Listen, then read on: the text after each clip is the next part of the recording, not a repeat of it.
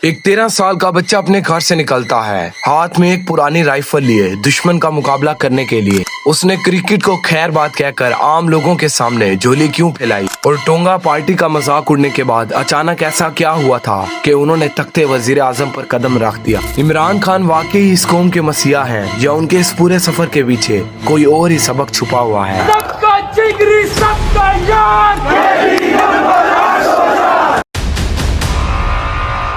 Absolutely not. क्या हम कोई गुलाम हैं?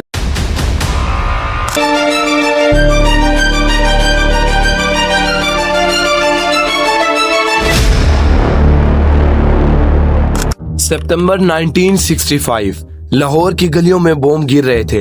हर तरफ खौफ का सन्नाटा था, मगर इसी खौफ के बीच एक 13 साल का बच्चा अपने घर से निकलता है, हाथ में एक पुरानी राइफल लिए दुश्मन का मुकाबला करने के लिए। और उस वक्त उस बच्चे की माँ ने उससे एक ऐसी बात कही जिसने उस बच्चे का पूरा जहन बदल दिया। शेर की एक दिन की जिंदगी गीदड़ की 100 साल जिंदगी से बेहतर होती है।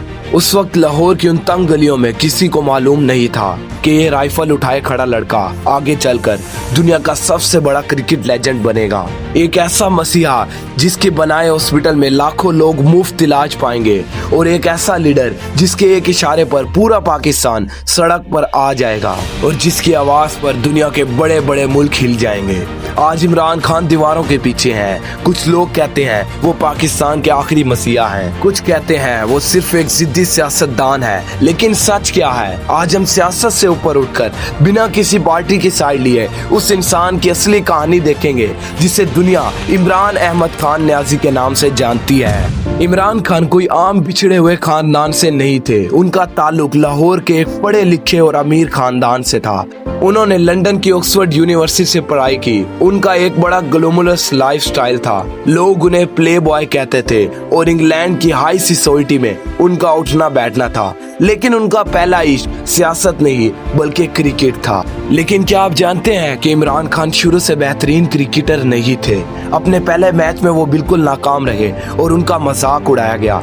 लेकिन उनके अंदर एक जिद थी, हार ना मानने की जिद। उन्होंने दिन रात मेहनत की, अपनी बॉलिंग स्पीड बढ़ाई और आखिरकार पाकिस्तान टीम के कप्तान बन गए। फिर आया 1992 का साल, जब पाकिस्तान टीम पहले ही राउंड में बाहर होने वाली थी और एक्सपर्ट्स ने कह दिया था कि पाकिस्तान कभी नहीं जीत सकता। लेकिन इमरान खान ने अपनी टीम के सामने खड़े होकर कहा कि टाइगर की तरह लड़ो उस जानवर की तरह जो कोने में फंसा हुआ है और अपनी जान बचा रहा हो।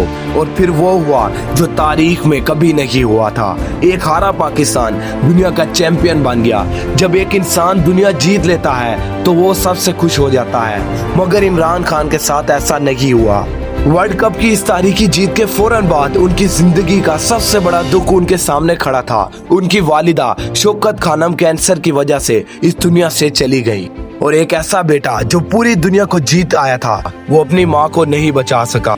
इस दुख ने उन्हें अंदर से बदल दिया और उन्होंने फैसला किया कि वो पाकिस्तान में एक ऐसा हॉस्पिटल बनाएंगे जहां आम और गरीब लोगों को मुफ्त इलाज मिल सके। अपनी माँ की तकलीफ देखी और जो बेबसी थी और फीलिंग ऑफ हेल्पलेसनेस, और वैसी मैंने तकलीफ देखी नहीं। एक्सपर्ट्स ने फिर कहा ये नामुमकिन है, पाकिस्तान के पास इतना पैसा ही नहीं कि वो इतना बड़ा हॉस्पिटल बनाए, ये तो 2-3 महीनों में खत्म हो जाएगा। मगर इमरान खान ने हार नहीं मानी। उन्होंने बच्चों से, अमीरों से, गरीबों से और यहाँ तक के पूरे मुल्क से झोली फैलाकर चंदा मांगा और आखिरकार नामुमकिन को मुमकिन कर दिखाया। शौकत खानम हॉस्पिटल खड़ा हो गया। कि जो भी आदमी एक दफा यहाँ इस हॉस्पिटल में एंटर होता है, आपने उसको इंसान समझना है। 1 करोड़ बैंक में था और 70 करोड़ का प्रोजेक्ट शुरू किया। हॉस्पिटल के दरवाजे से बाहर ना निकाला जाए, जहां आज भी 70% से ज्यादा मरीजों को मुफ्त इलाज होता है।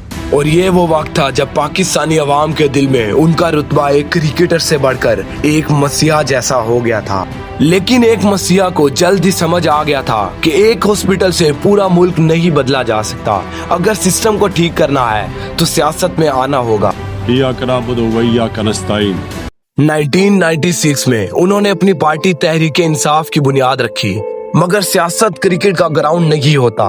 अगले 15 साल तक इमरान खान की पार्टी को एक भी बड़ी सीट नहीं मिली। उनका मजाक उड़ाया गया और उन्हें टोंगा पार्टी कहा गया, लेकिन इस शख्स ने हार नहीं मानी। फिर आता है अक्टूबर 2011, जब लाहौर का मीनार पाकिस्तान एक ऐसे समुंदर में बदल गया जिसकी किसी ने उम्मीद नहीं की थी। लाखों नौजवान और खवातीन सड़क पर आ गई और सियासत का रुख बदल चुका था। जो लोग मजाक उड़ाते थे अब वो परेशान थे और आखिरकार 22 साल की लंबी स्ट्रगल के बाद 2018 में इमरान खान पाकिस्तान के वजीर आजम बन गए। इमरान अहमद नियाजी साहब ने 176 वोट हासिल किए। Now he's been sworn in as the country's prime minister. After a 22-year struggle, Imran Khan is now the prime minister. और खुशहाली की खातिर अंजाम दूंगा। और खुशहाली के खातिर अंजाम दूंगा। वजीर आजम के बनने के बाद की कहानी सबके सामने है। कुछ लोग कहते हैं उन्होंने मुल्क को इंटरनेशनल सतह पर एक नई पहचान दी और एब्सोल्युटली नोट जैसा बनाया, मगर दूसरी तरफ उनके मुखालिफिन का कहना है कि उनके दौर में मईशत खराब हुई और सियासी टकराव बढ़ा। सियासत की बहस जो भी हो, उनका अंजाम भी वही हुआ जो पाकिस्तान के हर मकबूल लीडर के साथ हुआ।